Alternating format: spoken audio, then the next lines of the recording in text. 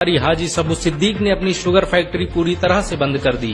ये फैक्ट्री इतनी बड़ी थी कि इसके जरिए बनाई गई शुगर पूरे इंग्लैंड में इस्तेमाल की जाती थी। बहुत कम लोग जानते हैं कि बाटा कंपनी भी मुसलमानों की थी, जिसे असहयोग आंदोलन के दौरान एक अंग्रेज ने खरीद लिया था। आपको ये जानकर शायद हैरानी हो कि भगत सिंह का केस लड़ने वाला शख्स भी एक मुसलमान था। बैरिस्टर आसिफ अली ने भगत सिंह का केस तब लड़ा जब कोई भी भगत सिंह का साथ देने को तैयार नहीं था।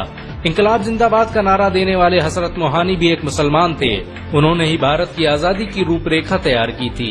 इतिहासकारों के मुताबिक 1857 में होने वाले विद्रोह में 50,000 उलमाओं को फांसी दी गई और लाखों मुसलमान सरेआम कत्ल कर दिए गए। 1857 में दिल्ली से लेकर कलकत्ता की रोड पर ऐसा कोई पेड़ नहीं था जिस पर मुस्लिम उलमाओं की लाशें न टंगी हो। मुसलमानों ने ही भारत की आजादी के लिए पहली जंग लड़ी।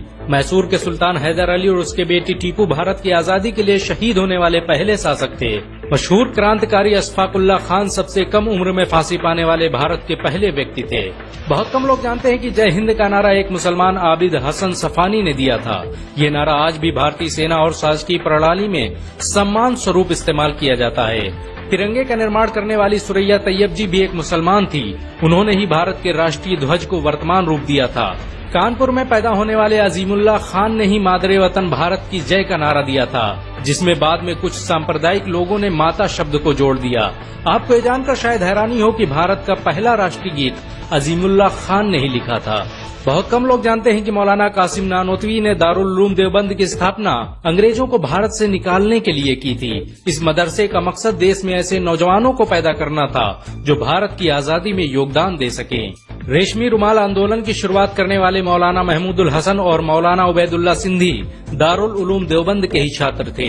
मौलाना उबैदुल्ला सिंधी ने सुभाष चंद्र बोस के साथ मिलकर भारत की पहली अस्थायी सरकार की स्थापना की थी और वह भारत के पहले गृह मंत्री भी थे।